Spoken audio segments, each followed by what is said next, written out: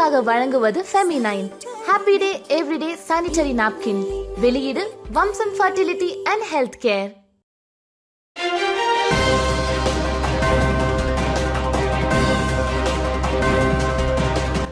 வணக்கம். திசைகளின் 10 மணி செய்திகள். 300 வெள்ளி பரிசு தொகையை பெறுவதற்கு 2000 வெள்ளி செலவில் லங்காவிக்கு வந்தார்களாம். 29 பாகிஸ்தானியர்கள் விரட்டப்பட்டனர். லங்காவியில் நடைபெறும் தூபா கிராஸ் கண்ட்ரி நெடுந்தூர ஓட்டப் போட்டியில் பங்கேற்பதற்காக பாகிஸ்தானிலிருந்து வந்ததாக கூறிய 29 பாகிஸ்தானியர்கள் கூற்றில் உண்மை இல்லை என்று கண்டறியப்பட்டதை தொடர்ந்து அந்த 29 பேரும் லங்காவி அனைத்துலக விமான நிலையத்திலேயே தடுக்கப்பட்டு விரட்டப்பட்டனர். இதுபோன்ற அனைத்துலக போட்டியில் பங்கேற்பதற்கு மிகுந்த ஆர்வமுடையவர்கள் என்று சுய தம்பட்டம் அடித்துக்கொண்ட 29 பேரும் பாகிஸ்தானில் கிராமப்புற பகுதிகளைச் சேர்ந்தவர்கள் ஆவர். அவர்களின் கூற்றில் எந்த அளவிற்கு உண்மை என்பதை சோதித்து பார்ப்பதற்கு அவர்களின் பயணப்பெட்டியை குடிநுழைவுத்துறை அதிகாரிகள் சோதனையிட்ட போது அதிர்ச்சிக்குள்ளாகினர். அந்த பயணப்பெட்டியில் ஓட்டப்போட்டியில் பங்கேற்பதற்குரிய எந்த ஒரு விளையாட்டு ஆடையோ அல்லது காலணியோ அல்லது வேறு எந்த ஒரு விளையாட்டு உபகரணமோ எதுவும் இல்லை. மாறாக வெறும் 2 ஜோடி குர்தா ஆடைகளை மட்டுமே அவர்கள் தங்கள் பயணப்பெட்டியில் வைத்திருந்தது தெரிய வந்துள்ளது. லங்காவி ஓட்டப்போட்டியில் பங்கேற்பதற்காக பாகிஸ்தானிலிருந்து விமான டிக்கெட் உட்பட இதர ஏற்பாடுகளுக்கு 2000 வெள்ளி வரை செலவிட்டு வந்ததாக அந்த 29 பேரும் தெரிவித்துள்ளனர். ஆனால் அந்த ஓட்டப்போட்டியின் மொத்த வெகுமதியே 300 வெள்ளிதான். பங்கேற்பாளர் ஒவ்வொருவருக்கும் நுழைவு கட்டணமாக தலா 45 வெள்ளி விதிக்கப்படுகிறது. அந்த 29 பாகிஸ்தானியர்களும் லங்காவியில் உள்ள பட்ஜெட் ஹோட்டலில் தங்குவதற்கு முன் உறுதி செய்துள்ளனர்.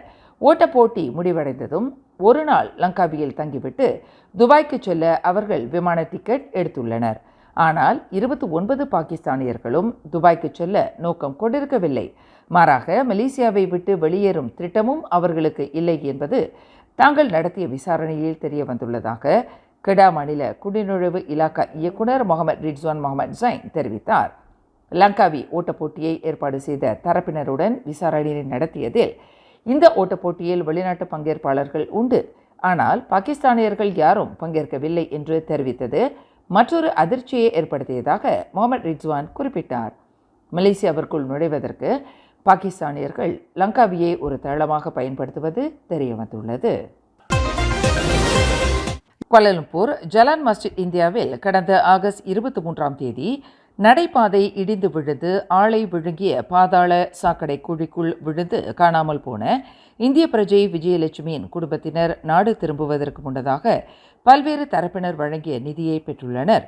கோலாலம்பூர் மாநகர் மன்றம் உட்பட பல்வேறு நிறுவனத்துறையினரும் ஏற்புடைய நிதியை அந்த குடும்பத்தினருக்கு வழங்கி உள்ளனர் என்று கடந்த புதன்கிழமை நடைபெற்ற அமைச்சரவைக் கூட்டத்தில் தாம் தெரிவித்ததாக கூட்டரசு பிரதேசத்திற்கான பிரதமர் துறை அமைச்சர் டாக்டர் ஜலிஹா முஸ்தபா தெரிவித்தார்.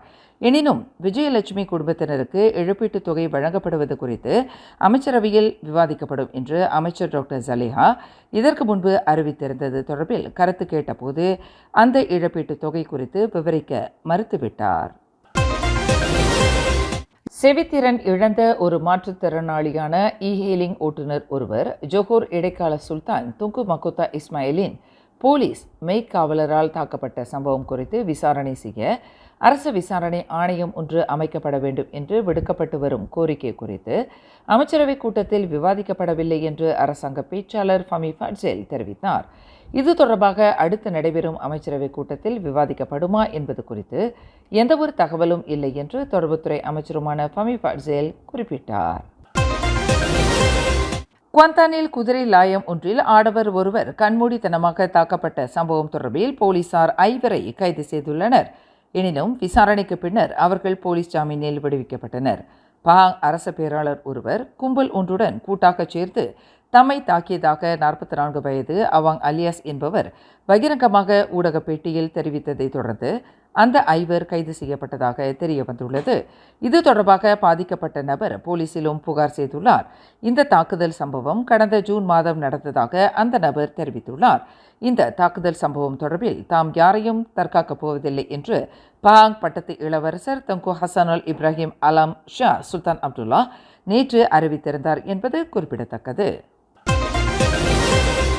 400 கோடி வெள்ளி மதிப்பிலான ஒன் பெசாரி நெட் திட்டத்தில் மிகப்பெரிய ஊழல் நடந்திருப்பதாக கூறி தொடங்கப்படவிருக்கும் மலேசிய ஊழல் தடுப்பு ஆணையத்தின் விசாரணையை முன்னாள் பிரதமர் தான் ஸ்ரீ முஹிடின் யாசின் வரவேற்றுள்ளார். அதேவேளையில் இந்த ஒன் பெசாரி நெட் திட்டத்தில் ஒரு சல்லிக்காசை கூட தாம் எடுக்கவில்லை என்று அவர் குறிப்பிட்டார். இதற்கு முன்பு இந்த திட்டம் குறித்து விசாரணை செய்யப்பட்டது. ஆனால் எந்தவொரு முன்னேற்றமும் இல்லை என்று அவர் குறிப்பிட்டார். இந்த திட்டத்தில் தாம் சம்பந்தப்படவில்லை என்பதையும் முஹிடின் தெளிவுபடுத்தினார். வர்த்தக குற்றவியல் சம்பவங்களால் இவ்வாண்டு ஜனவரியிலிருந்து கடந்த செப்டம்பர் 1 தேதி வரை 160 கோடி வெள்ளி இழப்பு ஏற்பட்டுள்ளதாக புக்கிட் அமான் போலீஸ் தலைமையகத்தின் வர்த்தக குற்றவியல் விசாரணை பிரிவு இயக்குநர் டாக்டர் ஸ்ரீ ரம்லி முகமது தெரிவித்துள்ளார். நாட்டில் வர்த்தக குற்றவியல் தொடர்பில் நாள் ஒன்றுக்கு சராசரி 82 சம்பவங்கள் நிகழ்கின்றன. இதனால் நாள் ஒன்றுக்கு 68 லட்சம் வெள்ளி இழப்புகள் ஏற்பட்டு வருகின்றன என்பதே இதன் பொருளாகும் என்று புக்கிட் அமான் போலீஸ் தலைமையகத்தில் இன்று நடைபெற்ற செய்தியாளர்கள் கூட்டத்தில் ரம்லி முகமது இதனை குறிப்பிட்டார். இதே காலகட்டத்தில் கடந்த ஆண்டு நடந்த சம்பவங்களுடன் ஒப்பிடுகையில் 8 விழுக்காடு வர்த்தக குற்றவியல் சம்பவங்கள் குறைந்துள்ளன. கடந்த ஆண்டில் மொத்தம் 21,904 சம்பவங்கள் பதிவு செய்யப்பட்டிருந்ததாக அவர் மேலும் தெரிவித்தார். நாட்டில் அமல்படுத்தப்பட்டு வரும் தேச நிந்தனை சட்டத்தை DAP முழுமையாக எதிர்ப்பதாக அக்கட்சியின் நிலைப்பாட்டை அதன் 2 முன்னணி தலைவர்கள் உறுதிப்படுத்தியுள்ளனர். எனினும் அந்த 2 தலைவர்களின் கூற்றுப்படி அந்த சட்டத்தை அரசாங்கம் மறுபரிசீலனை செய்து வருவதாகவும் அச்சட்டம் மன்னரை தொடர்புபடுத்தக்கூடிய விவகாரங்களுக்கு மட்டுமே பயன்படுத்தும் வரையறையை கொண்டுள்ளது என்றும் அவர்கள் தெரிவித்துள்ளனர்.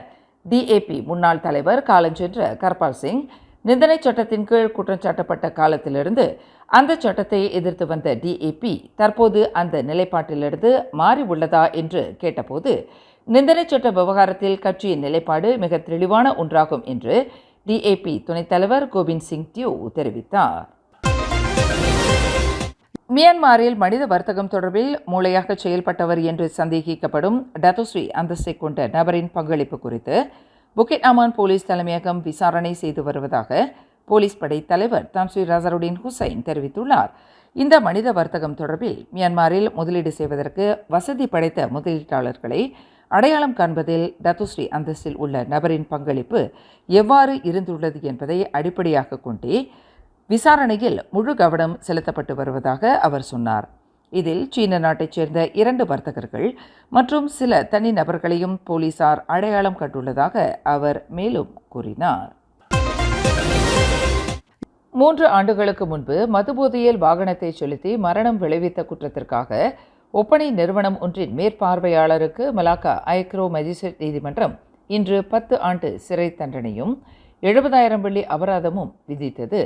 லீ ஹான் வி என்ற 45 வயதுடைய அந்த மேற்பார்வையாளர் தனக்கு எதிரான குற்றச்சாட்டில் முன்வைத்த தற்காப்பு வாதத்தில் நியாயமான சந்தேகத்தை ஏற்படுத்த தவறிவிட்டார் என்று மேஜிஸ்ட்ரேட் அசுரின் சஹீரா சௌஃபி அஃபண்டி தமது தீர்ப்பில் தெரிவித்தார். சம்பந்தப்பட்ட நபர் தனது சிறை தண்டனையை நிறைவு செய்துவிட்டு வெளியேறும் தேதியிலிருந்து 10 ஆண்டுகளுக்கு அவரின் வாகனம் ஓட்டும் லைசன்ஸ் முடக்கப்படுவதாக மேஜிஸ்ட்ரேட் அசுரின் குறிப்பிட்டார். கடந்த 2021 ஆண்டு நவம்பர் 19 தேதி அதிகாலை 12:45 மணியளவில் மலாக்கா கிளைபாங் ஜலான் லிம்போகான் சாலையில் மதுபோதையில் வாகனத்தை செலுத்தி 53 வயது அப்துல் ரஹீம் முகமது என்பவருக்கு மரணம் விளைவித்ததாக அந்த மேற்பார்வையாளர் குற்றம் சாட்டப்பட்டிருந்தார். கடந்த செப்டம்பர் 4, 5 ஆகிய தேதிகளில் புத்ராஜயா, பூச்சோங், கிளானஜயா மற்றும் சுங்கைபிசி ஆகிய பகுதிகளில் குடிநுழைவுத்துறை மேற்கொண்ட சோதனையில் சட்டவிரோத ஏஜென்ட்டாக செயல்பட்ட கும்பல் ஒன்று முறியடிக்கப்பட்டுள்ளது. உள்ளூரைச் சேர்ந்த 2 ஆண்கள், ஒரு பெண் ஆகியோரை உள்ளடக்கிய 3 பேர் கைது செய்யப்பட்டுள்ளனர். இந்த மூவரே சட்டவிரோத ஏஜென்ட் கும்பலின் மூளையாக செயல்பட்டுள்ளனர் என்று குடிநுழைவுத்துறை தலைமை இயக்குநர் டாத்தோ ருசே ஜூசோ தெரிவித்துள்ளார். 22க்கும் 42க்கும் இடைப்பட்ட வயதுடைய இந்த மூவரும் தற்போது தடுப்பு காவலில் வைக்கப்பட்டு விசாரணை செய்யப்பட்டு வருவதாக டாத்தோ ருஸ்லேன் குறிப்பிட்டார். மேம்பாலத்தில் சென்று கொண்டிருந்த லாரி ஒன்று வேக கட்டுப்பாட்டை இழந்து சாலையை விட்டு விலகி தடுப்புச் சுவரை மோதியது. இதில் சாலை தடுப்புச் சுவர் சரிந்து மேம்பாலத்திலிருந்து கீழே விழுந்தது. இது சாலை ஓரத்தில் நிறுத்தி வைக்கப்பட்டிருந்த கார் மீது விழுந்து சேதமுற்றது. இச்சம்பவம் இன்று பிற்பகல் 1:40 மணியளவில் கோலாலம்பூர் டூத்தா உலுக்லாங் சாலையில் செந்துலுக்கு அருகில் நிகழ்ந்தது. அதிர்ஷ்டவசமாக இதில் யாரும் காயமடையவில்லை என்று கோலாலம்பூர் போக்குவரத்து போலீஸ் தலைவர் ASP முகமது ஜம்சூரி முகமது ஈசா தெரிவித்தார். ரிஜிட் டம்பர் டைப்பர் ரகத்தைச் சேர்ந்த ஹீனோ லாரி ஜலான் துன் ரசாக்கிலிருந்து கோம்பாக்கை நோக்கி சென்று கொண்டிருந்த போது இந்த சம்பவம் நிகழ்ந்ததாக அவர் குறிப்பிட்டார். மேலும் செய்திகளை தெரிந்து கொள்ள கீழே இருக்கும் பெல் பட்டனை அழுத்துங்கள். உங்கள் மகிழ்ச்சியை வெளிப்படுத்த லைக் மற்றும் ஷேர் செய்யுங்கள். தொடர்ந்து திசைகளோடு இணைந்திருக்க சப்ஸ்கிரைப் செய்யுங்கள்.